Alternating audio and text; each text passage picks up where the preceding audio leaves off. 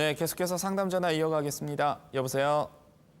여보세요? 네, 안녕하세요. 예, 안녕하세요. 네, 어떤 문제시죠? 날씨에 수고가 많습니다. 네, 고맙습니다. 네, 말씀해 보시죠.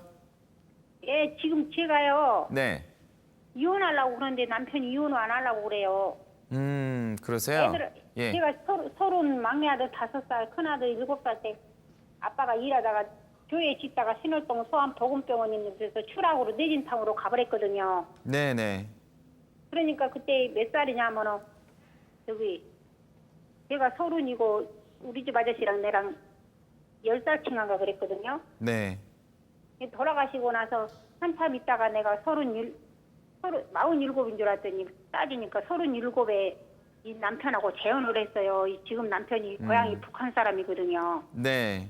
근데 어떻게 하고 고향 오빠란 분이 내가 이제 아무래도 남편 없다 보니까 애를 또 허리고 그러니까는 남을 잘 때 그냥 와서 빨래하고 저기하고 2시간밖에 잠을 못 자고 후반중에 일 갔다 와가지고 저기하고 그러고 큰 집을 갖다가 나무 집을 그냥 청소하다 보니까는 큰 집을 2군데 떼야 되게 부지런히 하다 보니까는 막 그게 하더라고요. 그래갖고 시간 남은 오전에는 큰 집을 2군데를 청소하고 오후에는 이제 가서 또 직장에서 일하고 이러다 보니까 잠을 못 자고 2시간밖에 못 자고 또 새벽같이 일어나가지고 그렇게 하다 보니까 고향 오빠란 분이 너무 힘들게 나가고 자꾸 힘들다고 그러면서 전 사람 소개해준다고 그래서 내가 안 간다고 재혼 안 한다고 재혼 잘못 만나면 큰일 난다고 그래서 안 한다고 했더니 예. 그래서 재혼을 하셨는데, 예. 했는데요. 네. 여기 영교빌라 노른산 영교빌라 신양교에 있는데 그 옆에 지하 영교빌라라고 지하에 거기서 방 한 칸짜리 살았거든요. 지금 남편이. 그런데 상담자분 제가 뭐 하나만 여쭤볼게요. 예. 예, 지금 뭐 어렵게 결혼을 하신 것 같은데 어쨌든. 그런데 왜 지금 이혼을 생각하고 계신 거죠? 자꾸만 그냥 욕을 잘하고 막 사람을 두들겨 패요. 저를 골뱅을 시켜놔가지고 여기저기 지금 아파갖고 말도 못해. 근데 돈도요. 네. 생활비만 딱 주고 저한테 다 챙기고 그래. 그래갖고 물어봤더니 뒤에서 사람들이 그러더라고요. 북한 사람은 응?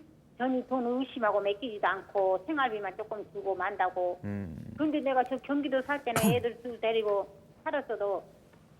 자, 그러면 상담자분 지금 그 남편분의 욕설과 폭행이 심하다는 말씀이신 거죠? 예, 어느 정도 기간 칼로 동안 입고 이걸 당하고 사신 거예요? 저 성수동 살 때도 그냥 두둑에 패가지고 한 번은 내가 거기 아니요, 상담자분 어느 정도 네. 기간 동안 이 폭행이나 욕설을 당하고 사신 거예요? 그러니까 저기 영교빌라 거기 지하방 거기 살 때. 몇 년 정도 아니면 몇 달 정도? 지금 몇 년 됐지요. 꽤 오래 맞고 살았어요. 그래갖고 골뱅이 들었는지 이렇게 아파요. 꽤 오랫동안 이런 상태셨군요. 근데 그래서 이제 드디어 이혼을 결심하신 거네요?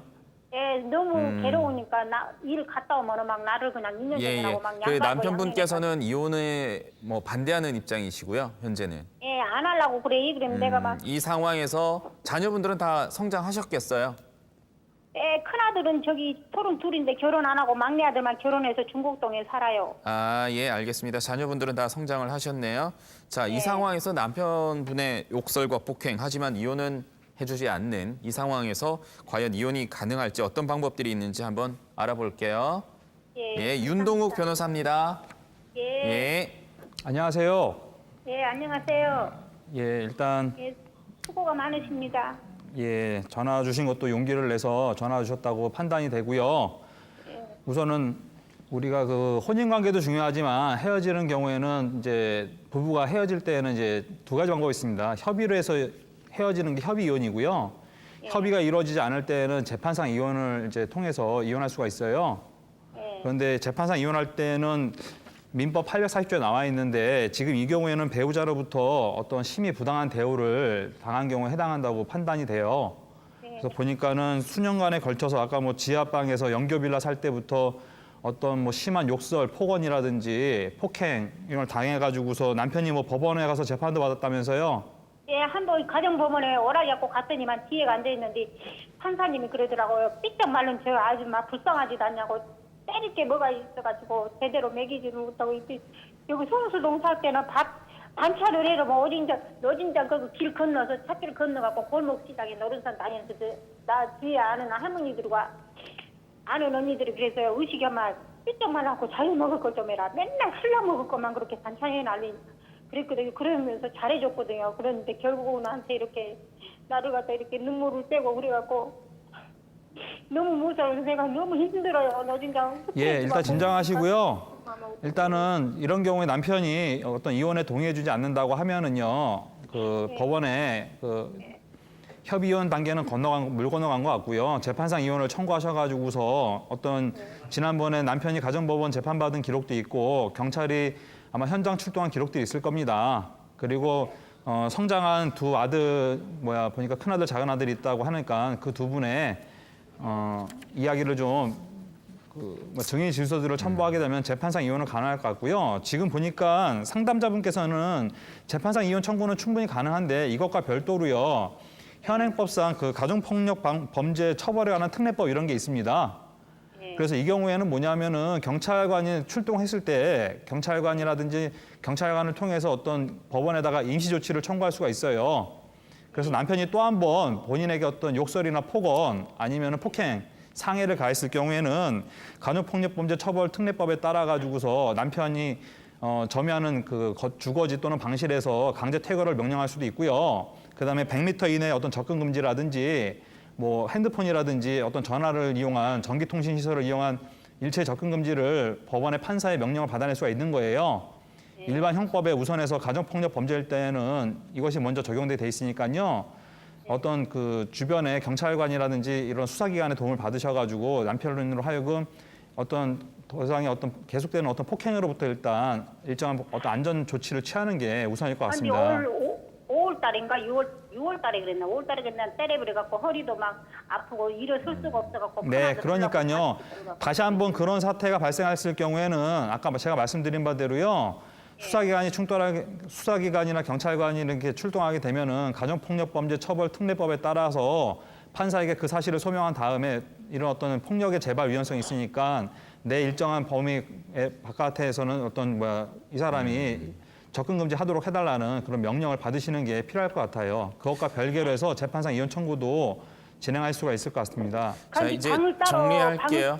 자, 상담자분, 네, 일단은 방을 따로 저기다 얻어놨는데 이달 18일에 여기 비워줘야 되거든요. 네. 그런데 그때 해보자 하면 어떻게 되나요? 이게 그러면 법원에서 접근 금지 신청을 하시면 돼요. 상황이 이렇다라는 걸 지금 다 이제 소명을 하시고요. 지금 변호사분께서도 말씀을 하셨듯이 이 접근 금지나 아니면 연락도 못 하게끔 만들 수가 있거든요. 지금 너무 당하고 사시잖아요.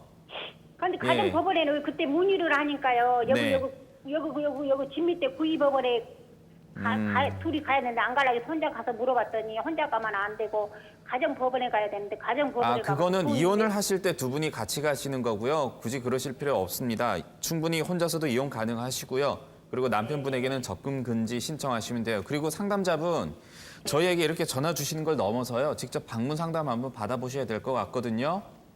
가정법률 상담소라고 있어요. 가정법률 상담소요? 예, 무료로 이제 피해자분, 상담자분 같은 분들 보호해 주시는 곳이에요. 거가 어딘데 어디 동네가 있나요? 이게 지금 아드님 계시니까요. 아드님한테 물어보시면 아마 인터넷에서 찾아서 금방 위치 알려드릴 거예요. 가정법률 상담소입니다. 꼭 한번 방문해 보세요. 네. 예, 기억해 두셨죠? 가정법률 상담소입니다. 예, 감사합니다. 네. 좀 안타까운 사연이었네요. 다시는 이런 가정폭력들이 없어졌으면 하는데 자꾸 생기니까 좀 씁쓸하기도 합니다. 그렇죠.